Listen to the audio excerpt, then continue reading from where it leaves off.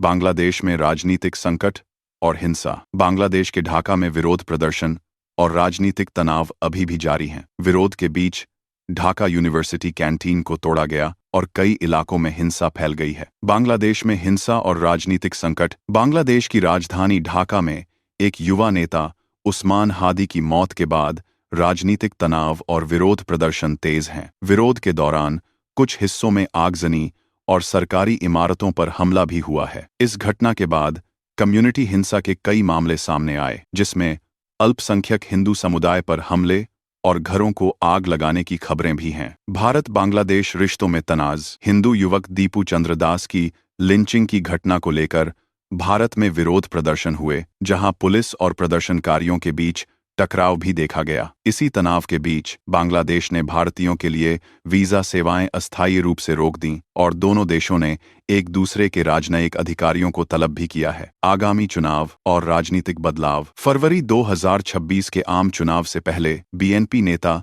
तारिक रहमान 17 साल बाद लंदन से बांग्लादेश लौट रहे हैं, जो देश की राजनीति में बड़ा घटनाक्रम हो सकता है। भारत पर बांग्लादेश की निर्भरता। बांग्लादेश खाद्य सुरक्षा के मद्देनजर भारत से चावल, दाल, प्याज, गेहूं और लहसुन जैसे जरूरी खाद्य पदार्थ बड़ी मात्रा में आयात कर रहा है, जिससे भारत बांग्लादेश आर्थिक रिश्ता भी मजबूती से जुड़ा हुआ है। भारत बांग्लादेश तनाव। भारत और बांग्लादेश के बीच राजनयिक तनाव बढ़ता जा रहा है। इंडिया एंड बांग्लादेश टेंशंस में अंतर्राष्ट्रीय समूहों ने दोनों पक्षों से संयम बरतने की अपील की है, ताकि द्विपक्षीय रिश्ते बिगड़े नहीं। राजनीतिक नेता का बड़ा कदम। बीएनपी नेता तारिक रहमान लगभग 17 साल बाद लंदन से बांग्लादेश लौटने वाले हैं, जो देश की राजनीति में एक महत्वपूर्ण मोड़ माना जा रहा है। साथ ही अमेरिका के कुछ सांसदों ने बांग्लादेश में आवामी लीग पार्टी पर प्रतिबंध के खिलाफ चिंता जताई है। क्रिसमस की धूम और उत्सव। आज देश भर में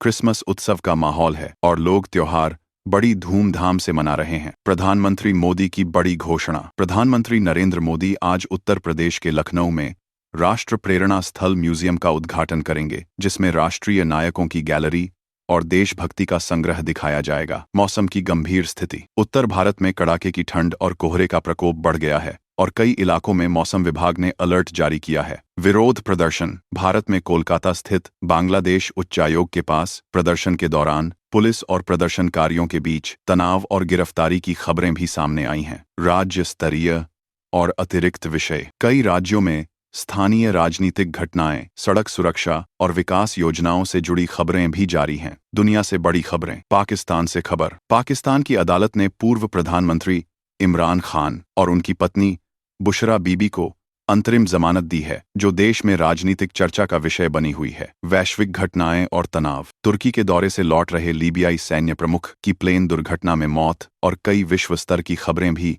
आज सुर्खियों में हैं।